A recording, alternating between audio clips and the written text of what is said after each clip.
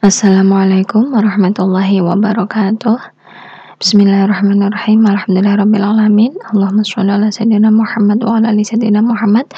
Kita lanjutkan materi kita memasuki sub baru, yaitu metode pembuktian. Jadi di sini metode pembuktian yang akan kita pelajari itu biasa digunakan untuk membuktikan berbagai teori di bidang atau dalam ilmu matematika seperti kalkulus, analisis, aljabar, dan lain sebagainya.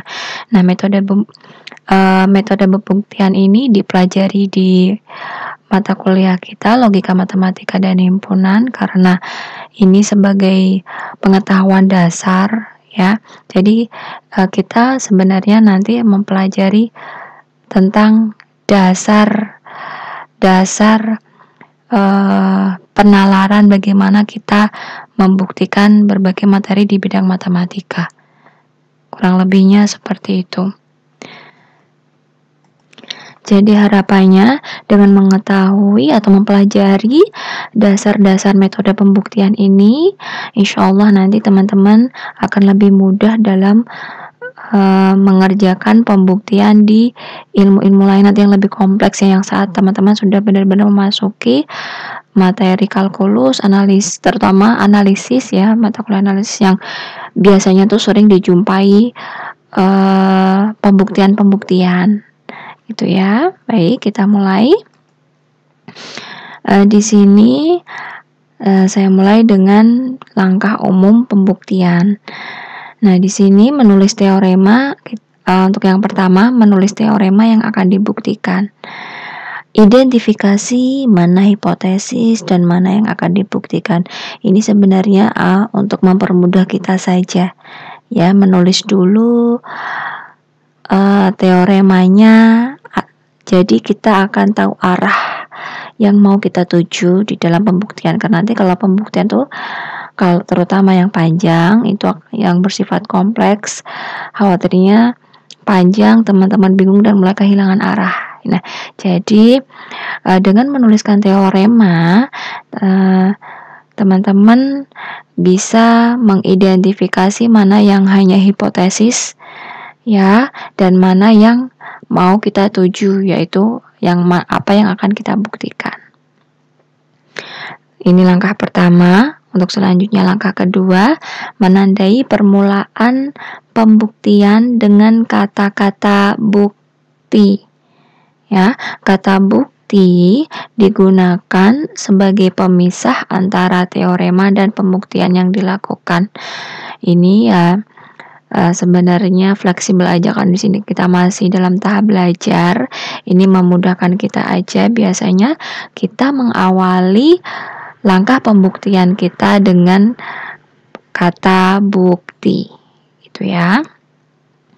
Nah, selanjutnya buktikan secara lengkap dan menyeluruh sehingga lebih mudah dibaca dan dimengerti. Ya, ini kiat-kiatnya aja ya, kurang lebih begitu.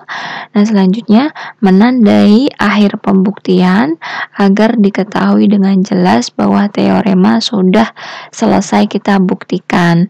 Nah, biasanya untuk simbol yang digunakan untuk menandai bahwa pembuktian telah berakhir itu seperti ini ya. Ada yang menggunakan persegi ya. Persegi ini ada yang bolong ya, maksudnya tuh tidak diarsir, dan ada yang diarsir ya. Lalu dengan menggunakan tanda pagar, atau ada yang menggunakan QED ya. QED. Ya, QED itu merupakan singkatan dari frasa Latin quod erat demonstrandum, yang berarti yang sudah terbukti atau sudah kita buktikan ya. Ya, teman-teman bebas untuk menentukan mau QED atau pagar atau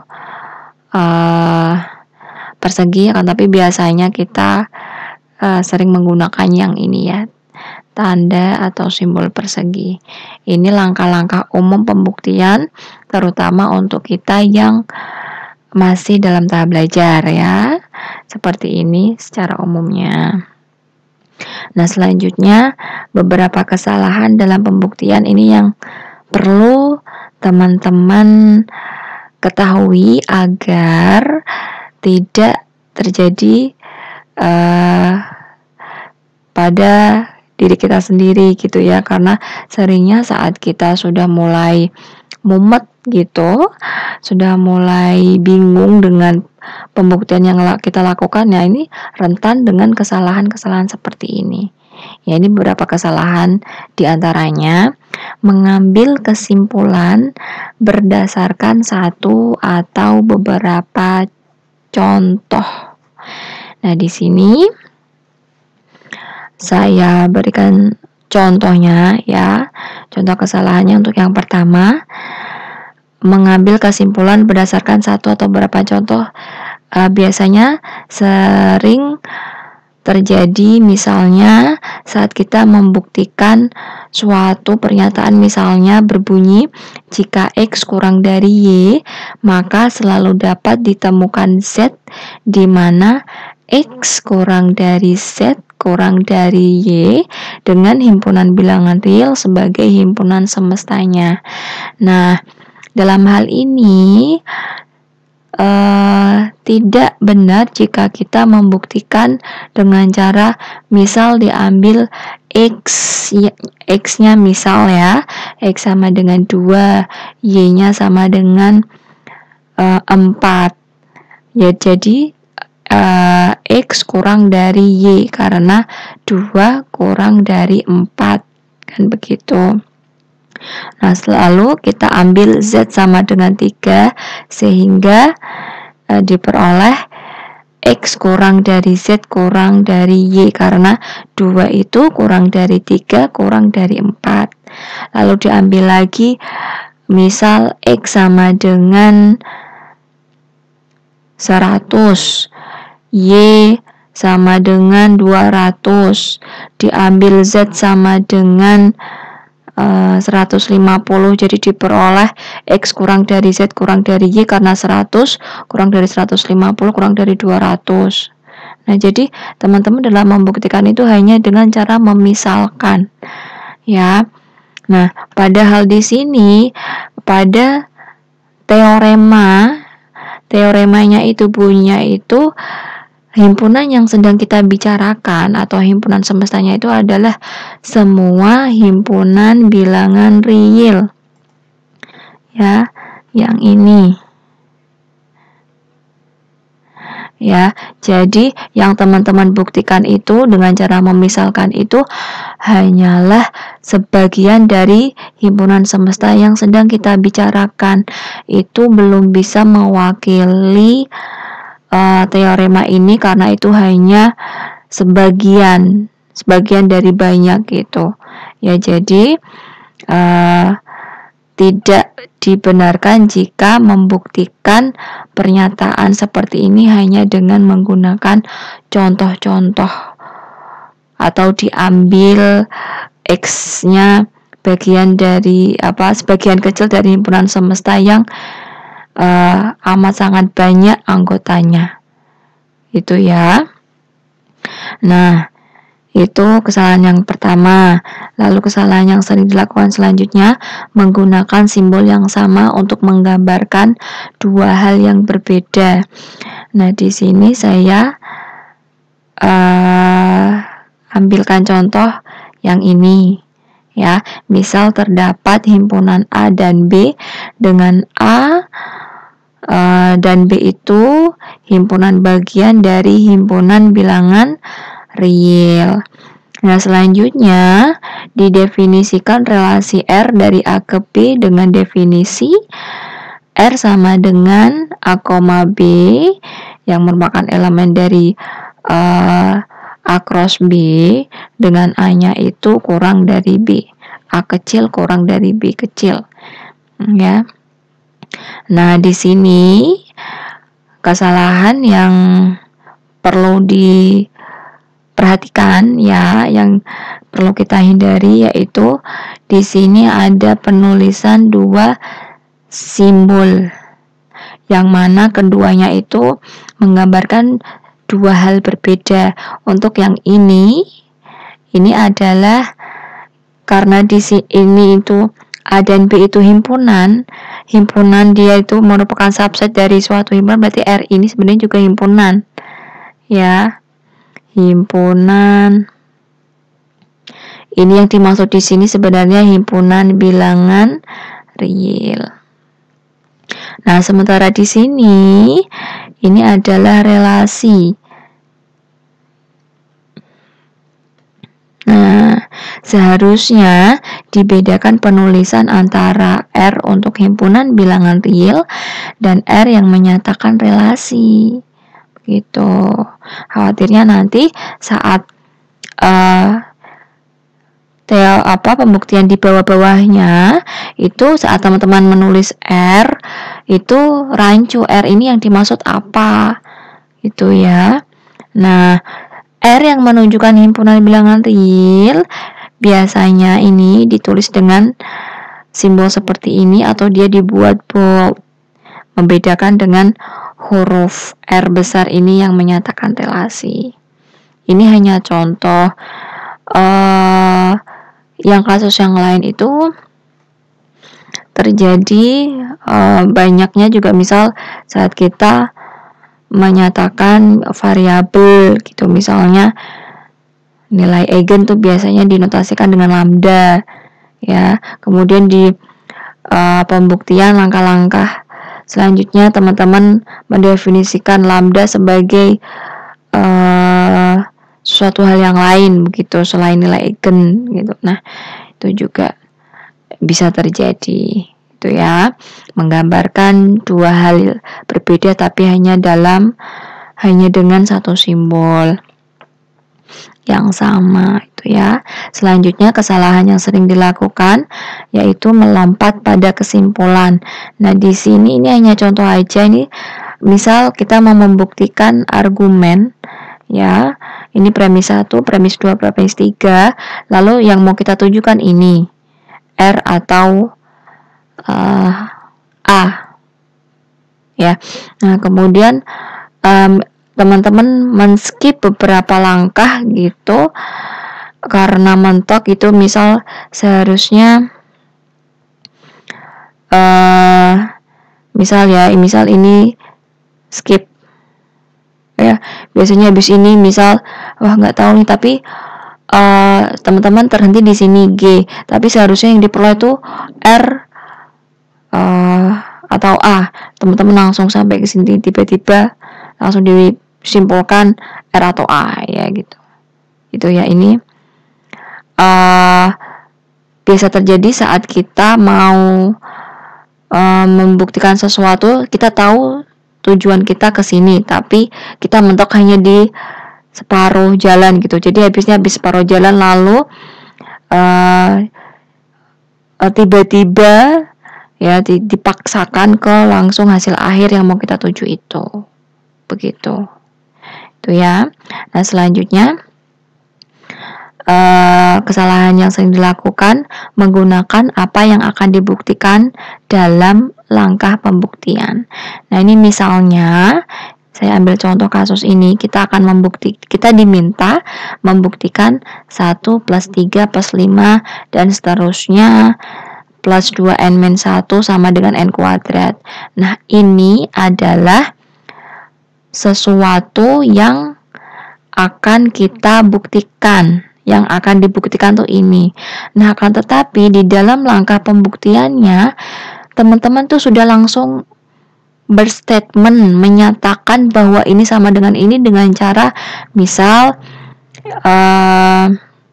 ini tiba-tiba dipindah ruaskan ke kiri gitu ya. 1 plus 3 plus 5 dan seterusnya plus 2n-1 dikurangi n kuadrat sama dengan 0, lalu diuraikan bla bla bla bla bla, nanti ketemunya ruas kiri 0 sama dengan 0 gitu ya. Kemudian jadi karena diperoleh ruas kiri sama dengan ruas kanan, ya, 0 sama dengan 0 berarti terbukti. Nah, sebenarnya itu langkah yang seperti itu kurang tepat karena dari awal kita sudah ngejudge duluan bahwa ini sama dengan ini. 1 plus 3 dan seterusnya ini sama dengan n kuadrat. Bentuk ngejudge-nya itu terlihat dari teman-teman sudah menyatakan ini dipindah ruaskan ke kiri. Berarti kalau pindah ruas berarti itu artinya teman-teman sudah mengklaim bahwa ruas kiri ini sama dengan ruas kanan. Kemudian yang ruas kanan dipindah ruaskan ke kiri, kayak gitu. Ya, itu sering terjadi. Nah, makanya seharusnya kalau seperti ini, saat teman-teman mau membuktikan ruas kiri sama dengan ruas kanan, ambil salah satu ruas aja. Boleh ruas kiri, ya, teman-teman ambil, lalu ia digiring, ya, diubah, diuraikan sebagaimana dengan hukum-hukum aljabar atau lain sebagainya itu, sehingga nanti diperoleh bentuk kanan. Nah, jadi diperoleh bentuk kiri sama dengan yang ruas kanan gitu. Atau sebaliknya, dari ruas kanan teman-teman diambil yang ruas kanan, lalu ruas kanan ini sama dengan apa, diuraikan bla bla bla, nanti ketemunya hasil akhirnya tuh yang ruas kiri gitu, ya. Misalnya jadi begini, ini ruas, misal yang diambil ruas kiri, ya, habis itu diotak-atik ini ruas kirinya bla bla bla bla bla bla bla bla bla bla bla, nanti akan ketemunya menjadi ruas kanan. Nah, jadi di sini bisa kita simpulkan ruas kiri sama dengan ruas kanan. Oh, jadi terbukti. Gitu ya. Nah, itu untuk berhati-hati. Ya, kalau kita tulis langsung sini sampai sini, nanti kita biasanya maunya tuh langsung dipindah ruas gitu. Nah, berarti itu kita sudah mengklaim apa yang mau kita buktikan gitu. Ya, padahal ini seharusnya di akhir klaim kita itu bahwa ini sama dengan itu, nanti itu di akhir langkah pembuktian. Itu ya, seperti itu kurang lebihnya teman-teman. Bisa jadi ada jenis kesalahan yang lain, ya. Intinya teman-teman kita perlu cermat, ya, dalam melakukan pembuktian, ya, dan ikuti kaidah yang berlaku. Kita lanjutkan, kita langsung ke macam-macam metode pembuktian. Ya, di sini ada metode langsung atau direct proof, ada metode tak langsung atau indirect proof, yang mana di dalam metode tak langsung itu bisa terdiri dari proof by kontrapositif atau metode pembuktian dengan kontrapositif, atau bisa juga pembuktian dengan reductio ad absurdum atau dengan menggunakan kontradiksi. Dan selanjutnya ada juga metode pembuktian dengan induksi matematika. Nah, untuk saat ini kita yang akan kita pelajari yang metode langsung dulu, ya, yang direct proof. Untuk yang metode lainnya insya Allah di next video, ya. Nah, di sini untuk metode pembuktian langsung, hal-hal yang diketahui tentang teorema diturunkan secara langsung dengan teknik-teknik tertentu hingga dicapai kesimpulan yang diinginkan.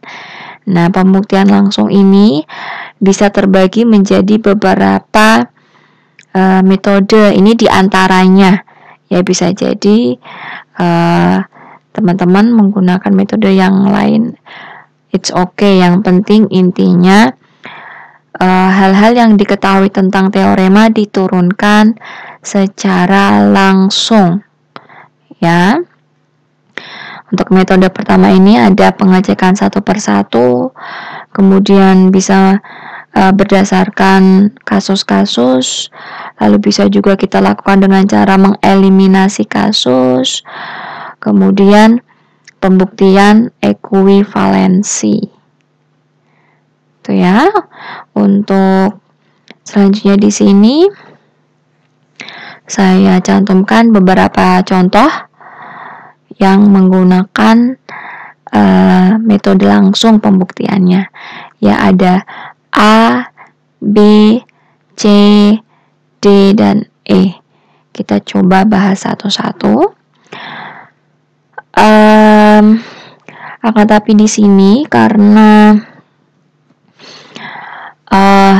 ada kaitannya misal dengan materi kalkulus atau mungkin analisis aljabar gitu. Ini teman-teman juga perlu membuka materi mata kuliah yang berkaitan ya. Tapi di sini sebenarnya fokus kita ke cara atau metode pembuktian yang digunakan gitu ya. Nah, namun sebelum itu, karena di sini ada beberapa materi yang mungkin teman-teman masih asing sebelum kita berlatih untuk membuktikan masing-masing teorema ini. Nah, di sini perlu kita ketahui dulu tentang beberapa definisi. Ya. Definisi yang pertama tentang definisi bilangan genap. Suatu bilangan bulat n disebut bilangan genap jika terdapat suatu bilangan bulat k sehingga n sama dengan 2k. Ya, jadi misalnya kita mau membuktikan n itu bilangan genap. Ya, maka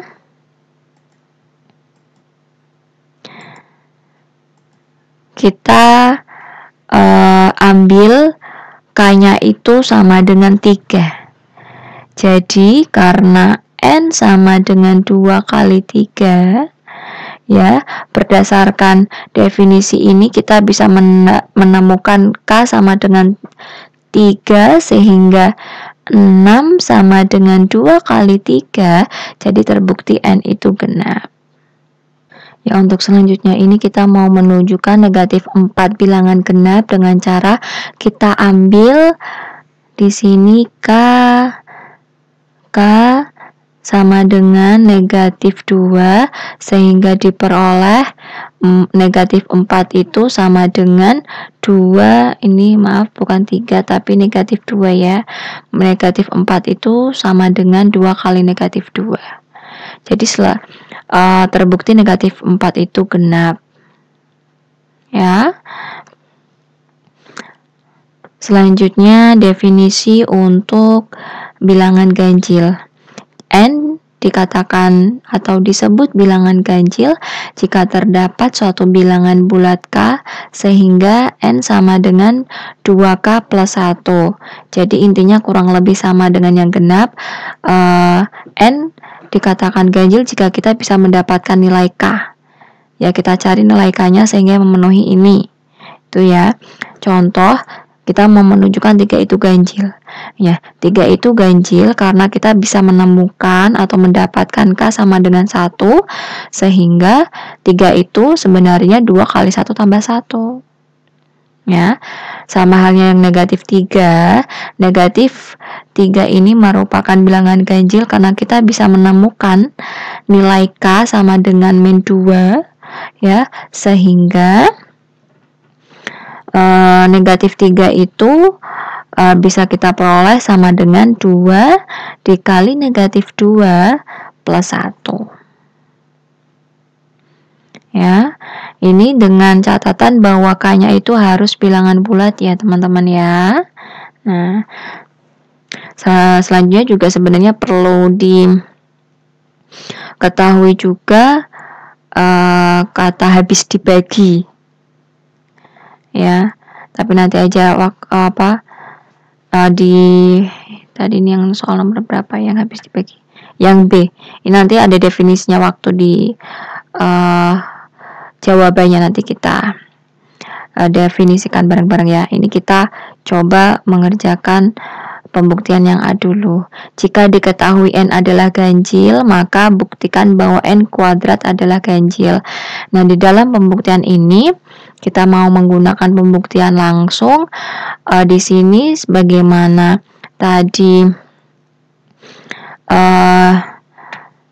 langkahnya ya. Di sini hal-hal yang diketahui tentang teorema diturunkan secara langsung.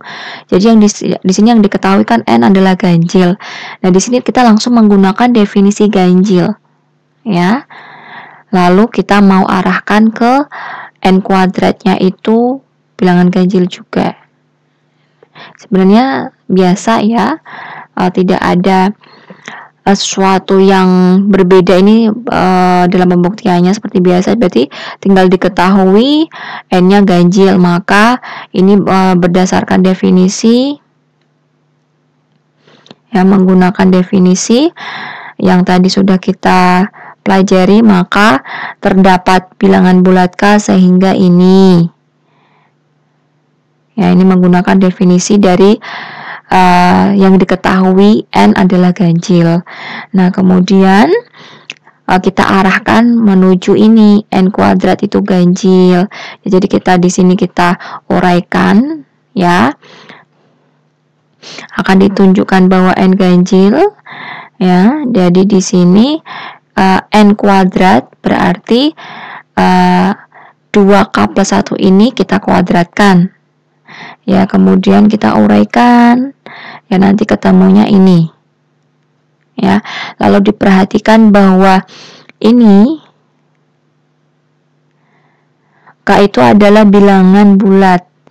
2 kali bilangan bulat, bilangan kuadrat dikuadratkan kan bilangan bulat ya, plus 2K ini juga bilangan bulat, jadinya ini adalah bilangan bulat yang saya lingkari. Jadi misalkan ini adalah S, jadi diperoleh 2S plus 1. S itu bilangan bulat, maka berdasarkan definisi bilangan bulat ya, definisi bilangan ganjil, maka diperoleh n kuadrat ini ganjil. Kenapa? Karena kita bisa mendapatkan atau menemukan S ya, K sama dengan S ya, sama ini elemen dari bilangan bulat ya, sehingga n kuadrat ini juga ganjil. Tuh ya. Selanjutnya ke contoh yang B. Contoh yang B ini, nah, misalkan A dan B adalah bilangan-bilangan bulat. A dan B memiliki sisa yang sama bila dibagi dengan bilangan positif n jika dan hanya jika A dikurangi B habis dibagi n. Nah, di sini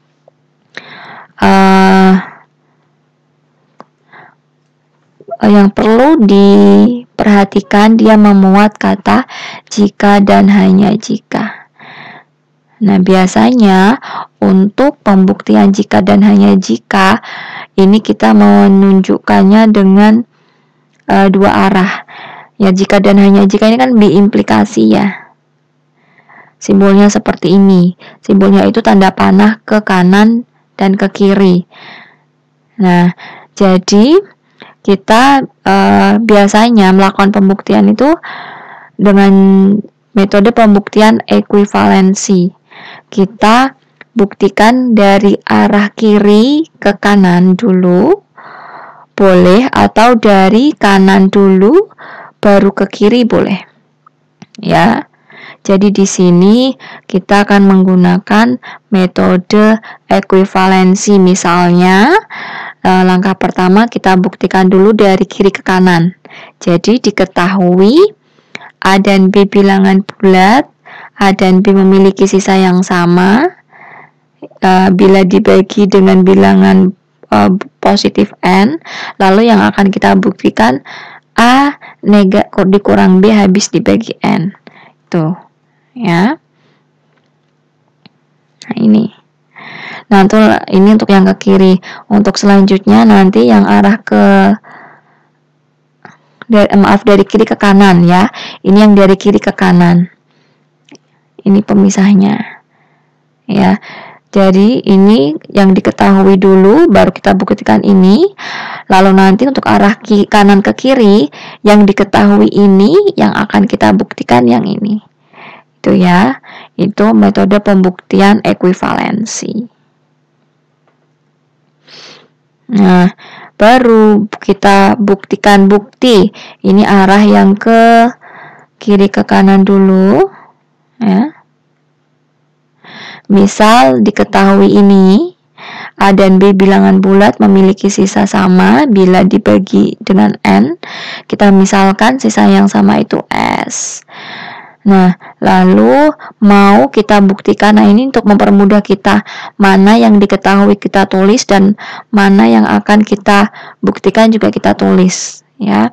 Di sini yang akan dibuktikan A min B itu habis dibagi N. Itu ya. Nah, dari yang diketahui ini, kata memiliki sisa pembagian ini formulanya seperti ini. Ya. A bilangan bulat yang memiliki sisa S. Ini sisanya. Nah, ini pembaginya. N ini pembagi.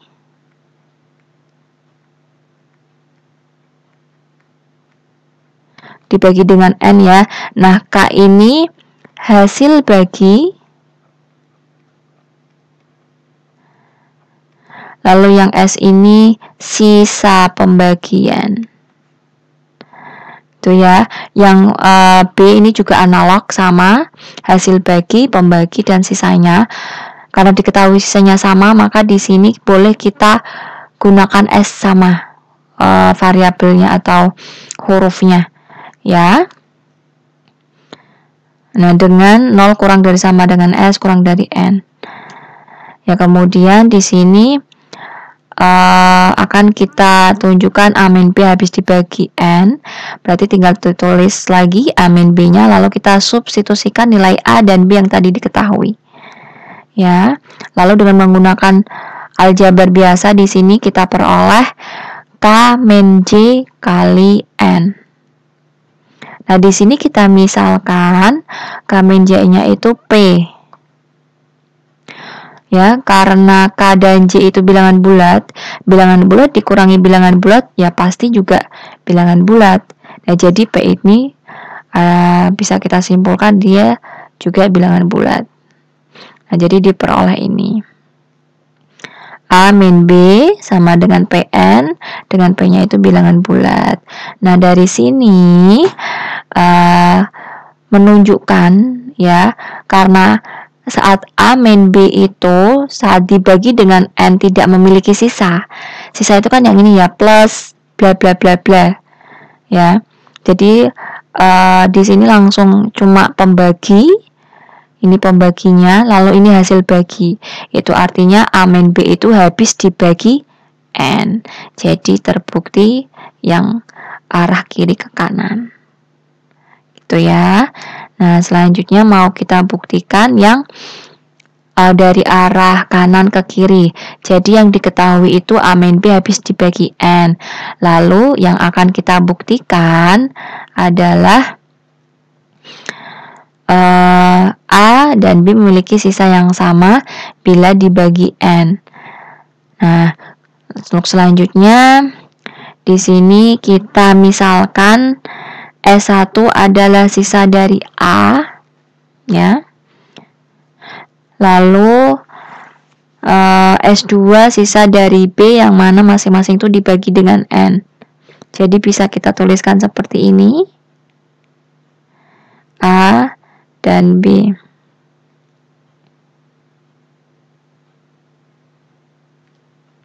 Di sini ada keterangan 0 kurang dari sama dengan S2 kurang dari N. Ini menunjukkan bahwa sisa itu selalu kurang dari pembagi. Sisa itu selalu kurang dari pembagi, namanya aja sisa. Ya, sudah tidak bisa dibagi lagi, berarti dia harusnya kurang dari pembaginya. Nah, di sini yang akan kita tunjukkan itu, karena di sini yang akan dibuktikan memiliki sisa yang sama, Berarti mau kita tunjukkan bahwa S1 sama dengan S2. Ini ya. Nah, selanjutnya kita otak-atik ya. Dari yang diketahui, karena yang diketahui itu A min B habis dibagi N, berarti kita boleh menuliskan seperti ini. A kita anggap misal pembagi hasil bagi A min B yang dibagi dengan N itu adalah P. Ini adalah hasil baginya. Lalu dengan cara pindah ruas menggunakan perhitungan seperti biasa nanti diperoleh ini. A sama dengan ya J plus P kali N plus S2. Nah, di sini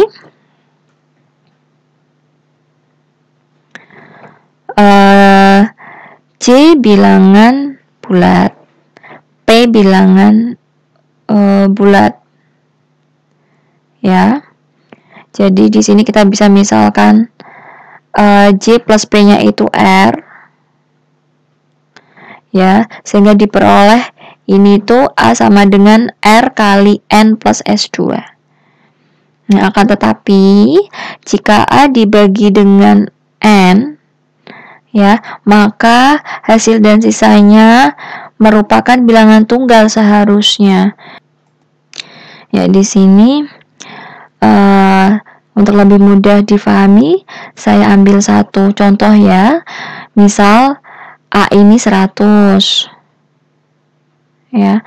Lalu N-nya itu adalah 30. Ya, maka seharusnya untuk pembagiannya formula hasil bagi dan sisanya berarti kan 100 sama dengan ya di sini pembaginya itu 30. Berarti di sini 3 adalah hasil baginya, 3 kali 30 90 yang menyisakan 10. Ya, 3 kali 30 90 plus 10 jadi sama dengan 100. Dengan 3 ini adalah pembagi, 3 ini hasil bagi, 10 ini sisa pembagian. Nah, apakah ada bentuk lain dari ini yang teman-teman bisa tulis untuk 100 bagi 30? Apakah ada pembagi yang lain dan sisa bagi yang lain? Tidak ada, ya karena tunggal. Ya, jadi di sini karena kita peroleh dua bentuk A yang berbeda, ya di sini A-nya itu KN plus S1. Nah, sementara di sini A itu R ya, RN plus S2.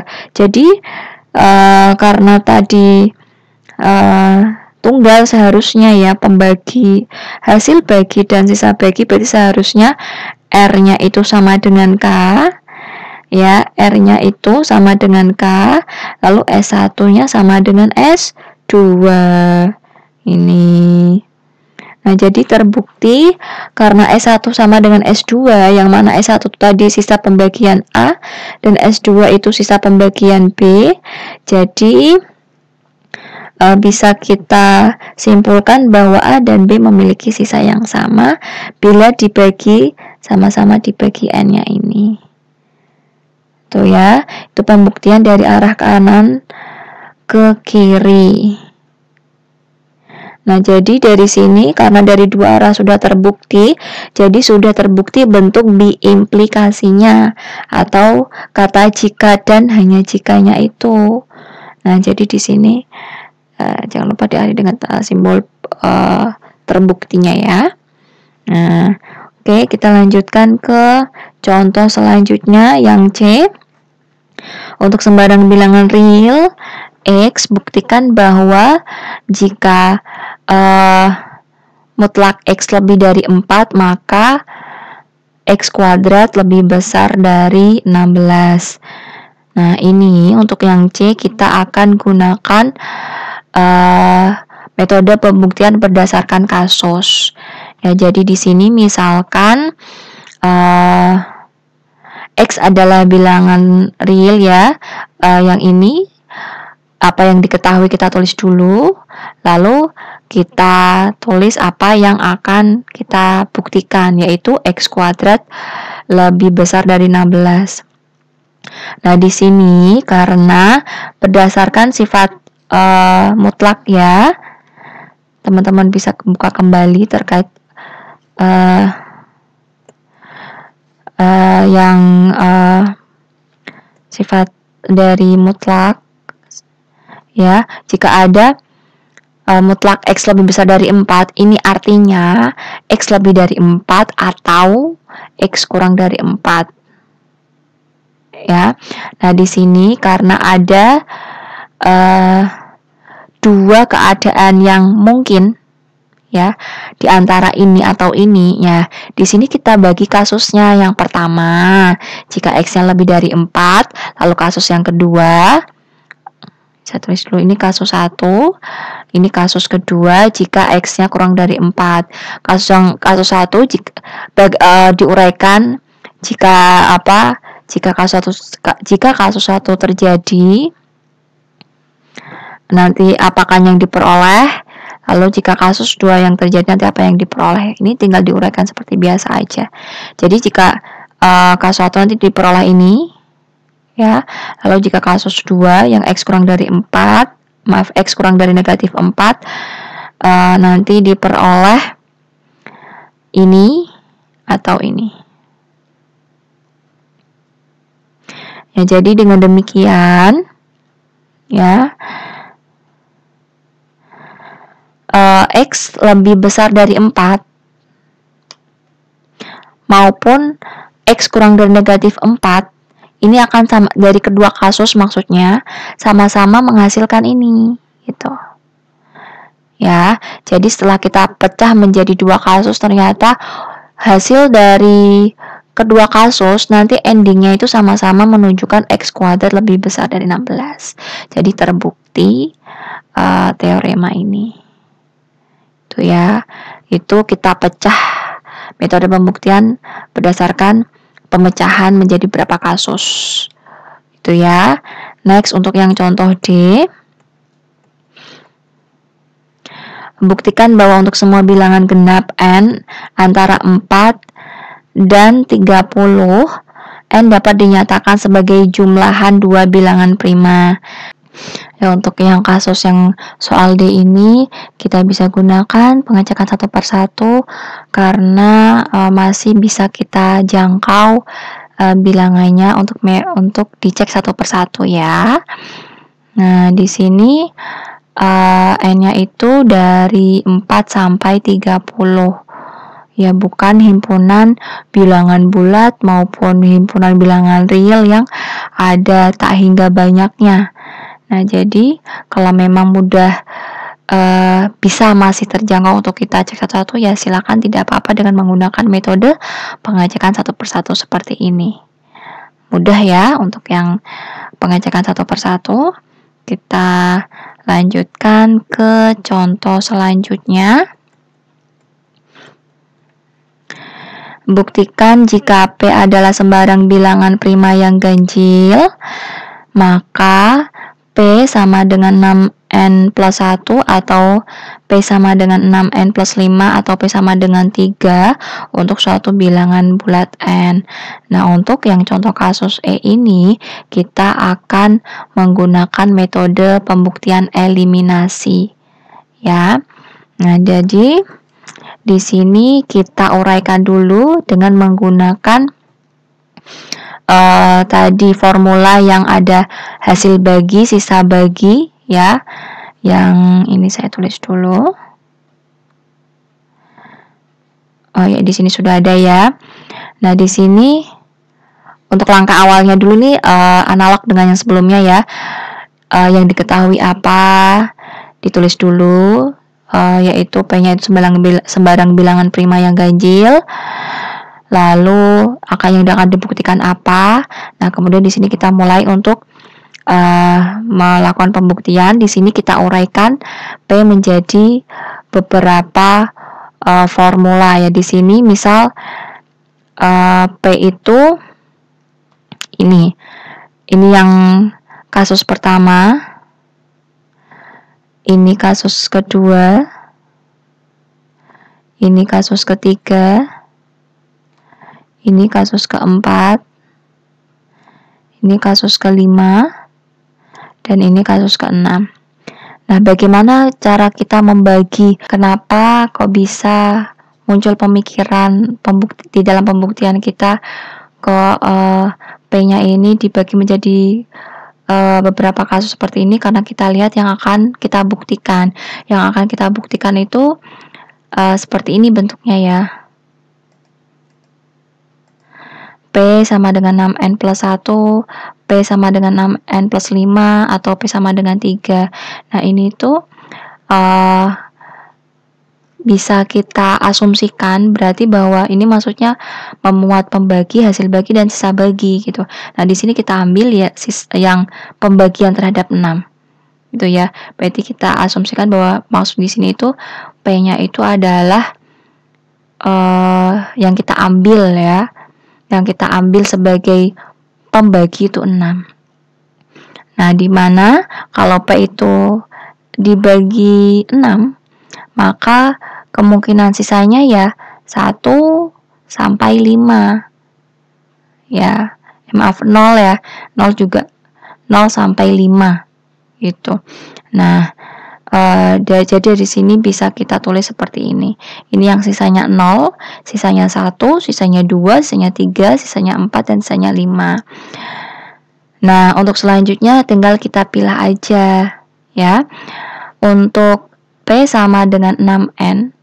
Nah, dari sini kita analisis kalau P sama dengan 6N ya berarti dia jadinya bukan bilangan prima lagi karena habis dibagi 6. Berarti ini kita eliminasi gitu. Lalu yang 6N plus 1 masih bisa memungkinkan ya, karena P itu adalah bilangan prima yang ganjil ya. Ini adalah jika 6 dikali N tentu pasti menghasilkan bilangan genap ya. Jadi setelah ditambah 1 ini jadinya P-nya itu ganjil. Jadi ini bisa terjadi, tidak bisa kita eliminasi.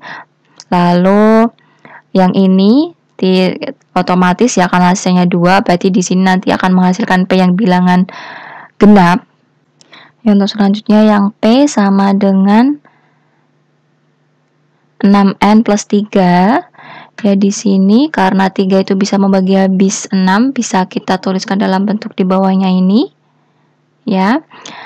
Lalu di sini kita amati bahwasannya jika 2N plus 1 ini ya, dia jika tidak sama dengan 1 ya, artinya misalnya ini kelipatan 3 bisa 6, 9, dan seterusnya.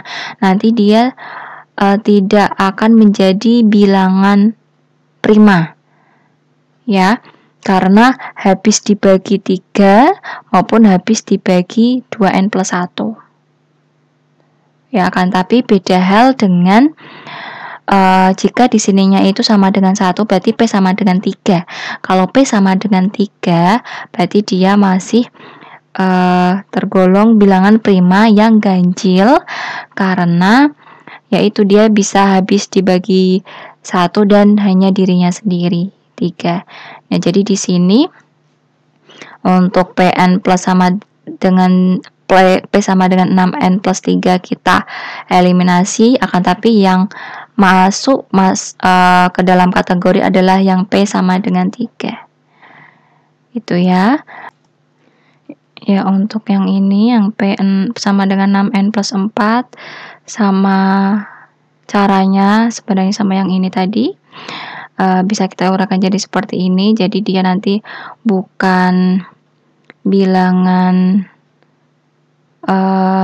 prima yang ganjil karena dia kalau nggak 2 ya berarti dia habis dibagi 2 gitu ya. Kalau misal di sini 1 berarti kan dia 2, memang bilangan prima tapi dia genap ya.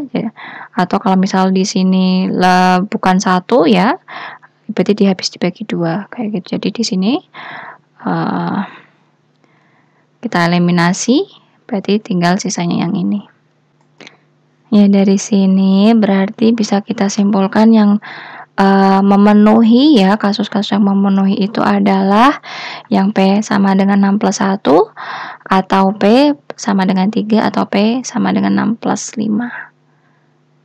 Itu ya, jadi dari sini terbukti apa yang kita mau buktikan ini. Ya, kurang lebihnya seperti ini. Ini uraiannya cukup panjang sebenarnya, tapi intinya tadi yang sudah kita bahas ya. Ini gitu. Ya, ini ending dari pembuktian kita ya. Oke, berarti demikian saya rasa cukup untuk metode pembuktian langsung.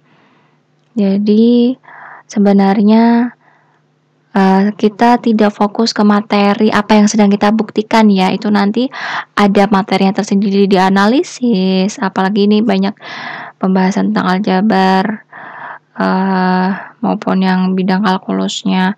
Sebenarnya fokus kita itu lebih ke metode pembuktiannya ya, teman-teman. Amati dasar-dasar metode pembuktian, lalu nanti teman-teman bisa gunakan untuk membuktikan di ilmu matematika yang lain seperti analisis, kalkulus dan sebagainya itu ya. Nah, memang untuk latihan metode pembuktian ini ya kita mau tidak mau ya harus tahu apa yang sedang kita mau buktikan gitu, akan tapi tidak kita bahas secara mendalam, sekedar tahu saja. Yang penting adalah teman-teman paham tahapan-tahapan pembuktiannya, metode pembuktiannya, jenis-jenis metode pembuktiannya, terutama yang metode pembuktian langsung. Ya, insya Allah next video kita akan membahas tentang metode pembuktian tak langsung. Ya, demikian teman-teman, semoga bermanfaat. Mohon maaf jika salah dan kurang ya. Saya akhiri untuk sesi kali ini. Wallahul muwaffiq ila aqwamit thoriq. Wassalamualaikum warahmatullahi wabarakatuh.